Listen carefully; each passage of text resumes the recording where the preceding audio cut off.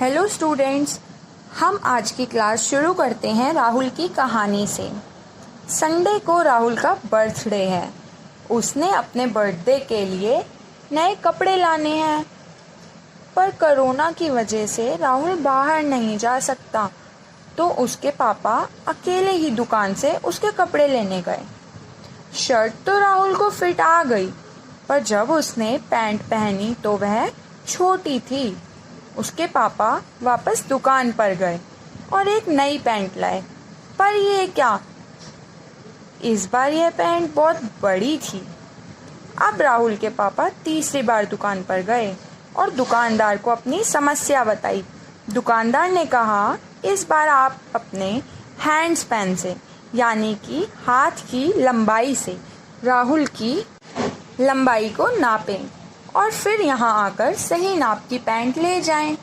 राहुल के पापा ने नंबर ऑफ हैंड स्पैन, यानी कि अपने हाथों से राहुल का नाप लिया और फिर से दुकान गए।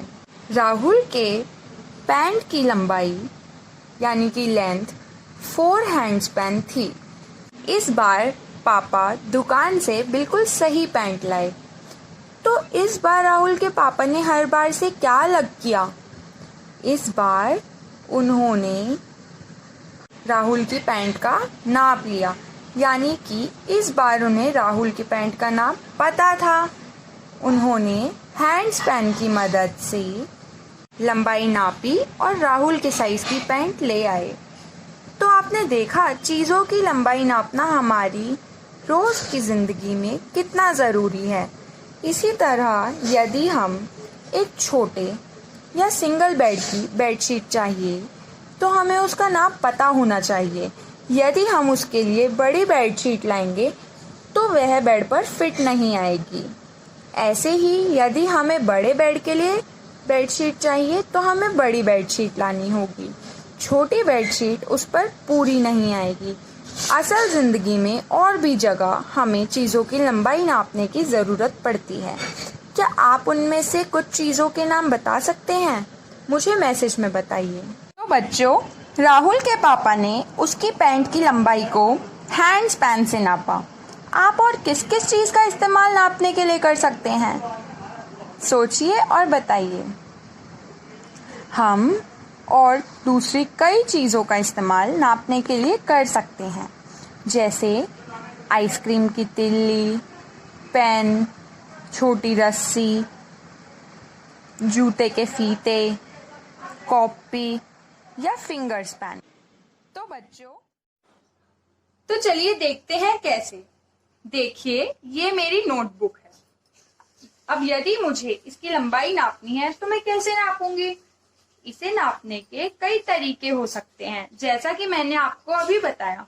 तो चलो मैं अपनी नोटबुक को इस आइसक्रीम की स्टिक से नापूंगी। क्या आप सब मेरी इसमें मदद करोगे? तो चलो देखते हैं। हम बिल्कुल यहां से शुरू करेंगे।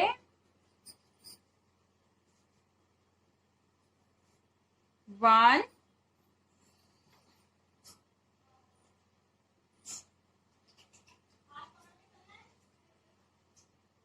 2,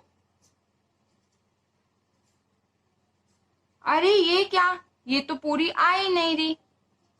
तो इसके लिए हम अपनी फिंगर स्पैन का इस्तेमाल कर सकते हैं।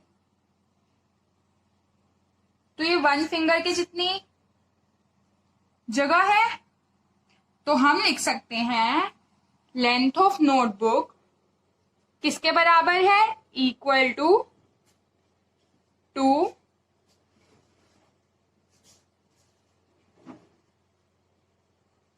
Ice cream stick plus 1 finger span.